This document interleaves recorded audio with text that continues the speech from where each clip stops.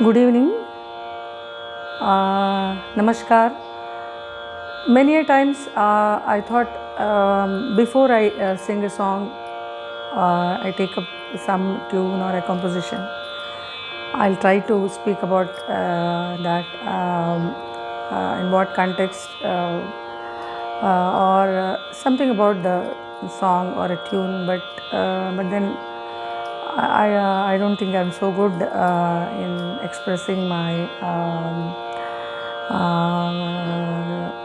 things. So most of the time I end up writing on Facebook. In fact,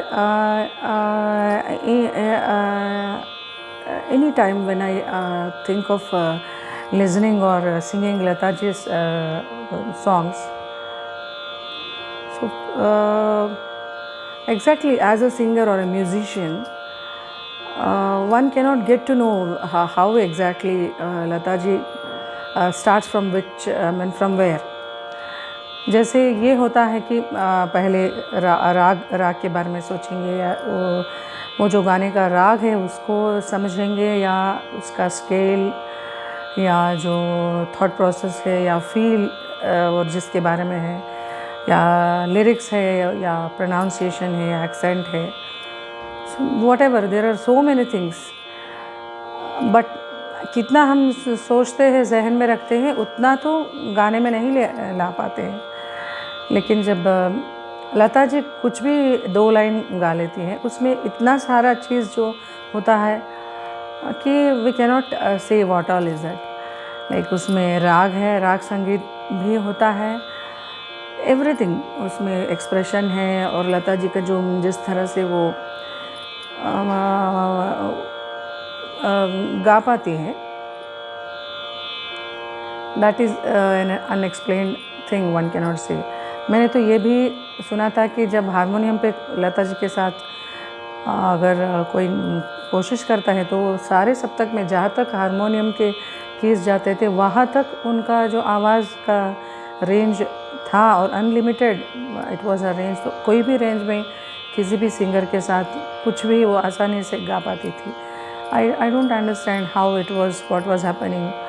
तो मैंने तो कितना Google किया और कोशिश भी किया कि लता जी कैसे ये करती थी. घंटों तक मैंने सुना वो क्लासिकल म्यूज़िक, प्योर क्लासिकल सुनती थी और चाहती थी कि प्योर क्लासिकल गाए, लेकिन जो हरकतें या जो भी वो एक लाइन में कहीं कहीं छोटी छोटी जगहों में कहाँ एक हल्का सा जो हरकत वो मुर्की हो जो ले पाती है, शायद वो घंटों भर अगर हम लोग एक ख्याल भी विलंबित का गा ले तब भी शायद वो वहाँ वो जगह में उसी समय पर ठीक उसी सो परफेक्टली, आई मीन उस तरह कोई भी शायद गा नहीं पाएगा.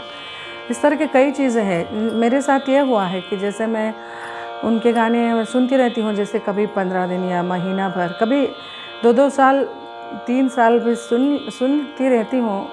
और वो गाने जब गाती हूँ वो चीज़ हो नहीं पाता है जब, और मैं गाना करके पोस्ट कर लेती हूँ. उसके बाद फिर 1 दिन के बाद या 1 घंटे के बाद जब गाऊँगी उससे बेटर मैं साउंड करूँगी. ऐसे मेरे साथ होता है. जब एग्जैक्टली मैं गा पाती हूँ वो चीज़ उस जगह पर उस टाइम पर वो चीज़ हम गले से नहीं ला पाते हैं.